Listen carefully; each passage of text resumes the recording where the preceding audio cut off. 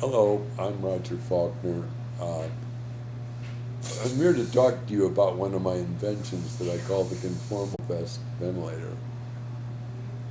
It's something I've invented because of my own need for ventilation equipment. Probably the first thing you noticed about me when I came on stage is this tube sticking in my mouth. And I never gave a thought to this sort of an invention until I was in this boat, but I am a lifelong inventor. Most of my inventions have been in polymer science or energy technology, and I will mention a few of them just to put myself in context. However, due to my ALS, I've turned my attention to an invention that has to do with helping me breathe better. Let me say a word about ALS because it is a devastating disease. I think it's interesting to compare Lou Gehrig and Stephen Hawking in that regard. The two most famous people that ever died of ALS. Lou Gehrig only lived a couple years, whereas Stephen Hawking lived 55 years. And I think it was because Stephen Hawking could still do the work he was passionate about. Whereas Lou Gehrig probably saw himself primarily as a baseball player, and he couldn't do that anymore. Just like Stephen Hawking had a passion for theoretical physics and he could still do it, I have a passion for inventing. And as a result, I think I will live longer. I do feel like it's keeping me alive. Okay. I wanted to give you a taste of my prior inventions because they have nothing to do with my personal ventilation problems. They have to do with global warming. It's what's really motivated my inventions. I've been interested in energy technology as sort of my piece of the puzzle of the environmental problem since I was a teenager.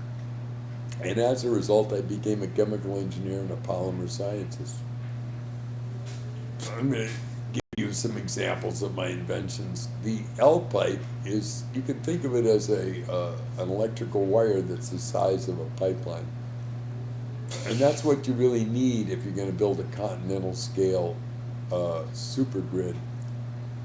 In other words, a conductive grid capable of sharing power, say, from Montreal to San Diego. Requires huge wires, and it has interesting implications. They're not flexible when they're that big. So you have to have them be segmented. And there's a whole... That Lpipe invention has been patented worldwide.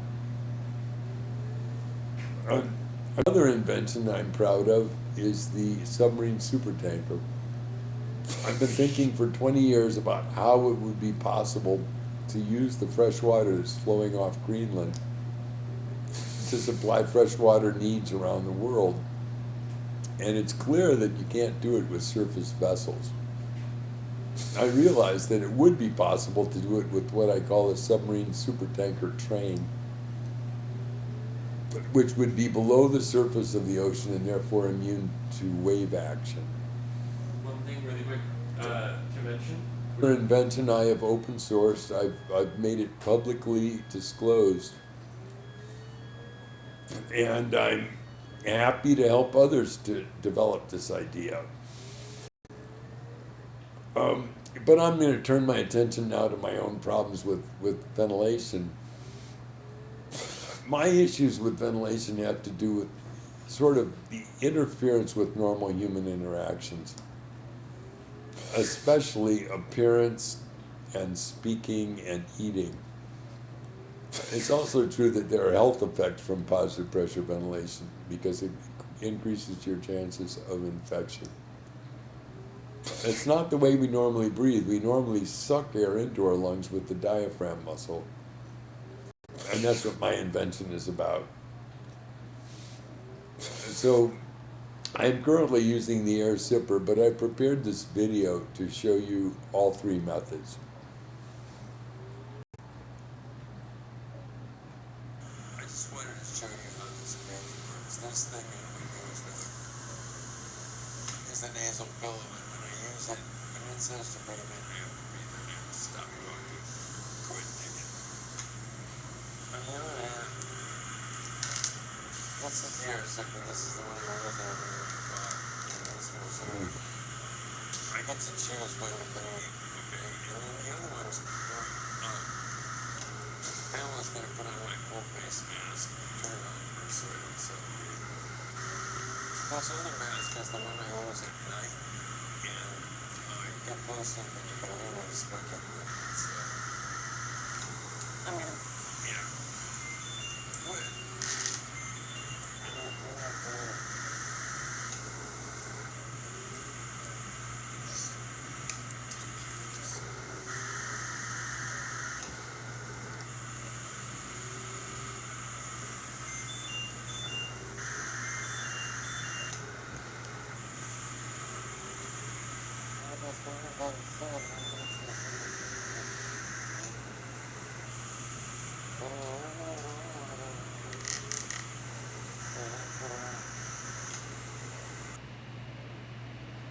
I just wanted to show you how this works. So negative pressure ventilation is how we breathe naturally. And there are devices, prior art devices, that allow you to do that. The first one was the iron lung. As you can see, that doesn't leave you any room to have a real life. Even skin-to-skin contact is impossible except on the face. It's a terrible imposition on your life. A more recent innovation, which is called the Cuirass ventilator. Move the slide forward. There you go. The man on the right or on the left is using the IAC Medical biphasic Cuirass ventilator.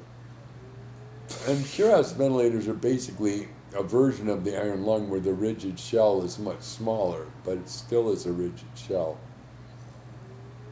The one on the right is a somewhat smaller, more low-profile Cuirass. From Right Air, they're the most recent player in this area. But Cuirass ventilators are rigid, and they always have this sealing problem around the edges. Uncomfortable to wear. They've never really caught on in the marketplace. My vision is for something that fits more like a piece of clothing. This is an animation of my Conformal Vest Ventilator. It's conformal because it conforms to the body, and it looks vaguely like a vest, and yet it is a ventilator. It leaves your face completely open. That's critical to me. This particular design is appropriate for a typical man's torso, but a woman would need the vest to start below the breasts in most cases, and this illustration shows that. My vest ventilator has these advantages. Oh, it increases your ability to communicate. It's got greater portability because it's got less energy consumption compared to the Cuirass ventilator. It's not wasting energy changing the pressure of a large volume of air that's outside the torso. And it's discreet, so that a person wearing it, the first thing you'd notice about them would not be the piece of equipment sticking in their face. Or around their chest. Or around their chest. This is a version of that would work with women because the vest is below the breasts. I've been developing this with a team from Queen's University. It's also a sort of a pilot mission for Queen's to take part in entrepreneurship. I'm very proud to be helping to pilot that at Queen's University.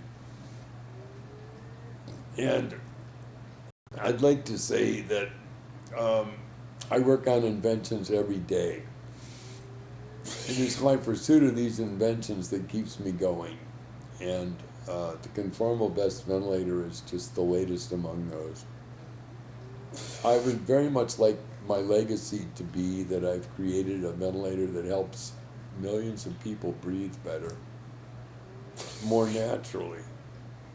And I'd like to ask you all to not let adversity stop you from doing what you were put on the planet to do. If I can manage to pursue this in my condition, you can probably pursue the thing that you've been telling yourself you can't. All right, that's it.